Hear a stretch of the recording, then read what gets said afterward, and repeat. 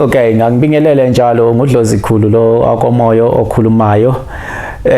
Udlozikhulu ke manje utholakala ku number ethi 0832066954. Bese sisithi ke manje isigodlo siku 4178 Grape Street Bramfisher Phase 1 kulapho ongithola khona mathupha ke mangabe ungifuna. Kodwa into yokuqala engifuna ukuyicebisa abantu ukuthi mangabe umuntu engifuna ufanele alale efake iappointment ngoba uzothola ukuthi kwesinye isikhathi angikho local lapha esigodlweni ngihambe ngayosebenzela kwezinye indawo.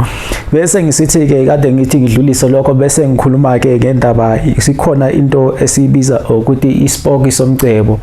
Ispoki ke sona sihle ngokuthi asikwazi naso ukuthi singakudalela inkinga ngoba sona ke ukudla kwaso ukudla okulula njalo.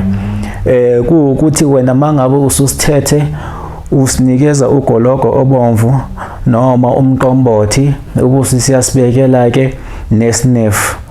So ngokunjalo ke isipoko sihle ngalendlela yokuthi siyakwazi ukulalela imithetho yaso lokho okutshela sositshela khona siyakuzwa sikwenze njalo singaxabani nawe kodwa ke into ebalekile ukuthi wena ufanele usibekele lokho kudla esisuka sikukhulumile thina ukuthi usinikeze khona.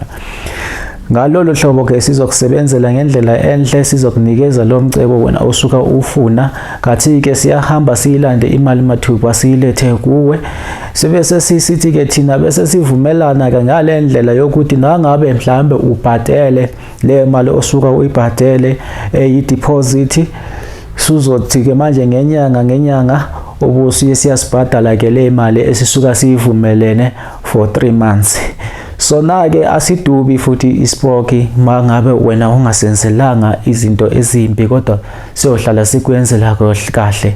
Ngake ngakhuluma mina enyangeni ezedlule ukuthi kakhulu imoya esisebenzisa lapha kwispoki ile moya yokuthi sithwebula imoya yabelungu sibe yiyo esiyisebenzisayo ngoba esikhathini esiningi umoya yabantu abamnyama umuntu omnyama unemikhuba yakhe. So mangabe uhamba usiyathwebula umuntu omnyama uthola ukuthi naye wayethwele ngezinye izinto mhlambe ezimbi kojika naloyo moya ubuye ukuvivinye ukukhathaze kwesinye isikhathi usukuthola ususidla umcebo wakho ngendlela engenakho ukukhululeka.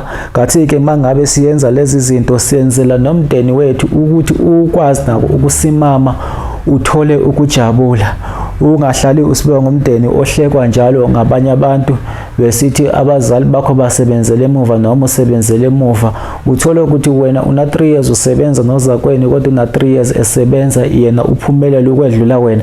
Ingakho ke umuntu angeke akutshele isecret yakhe ukuthi yena wahamba kuphi kodwa ke abantu bafanele bekwazi ukuthi igama elithi isithwalo asogama elibi kodwa ligama elalivele likhona kwasemandulo.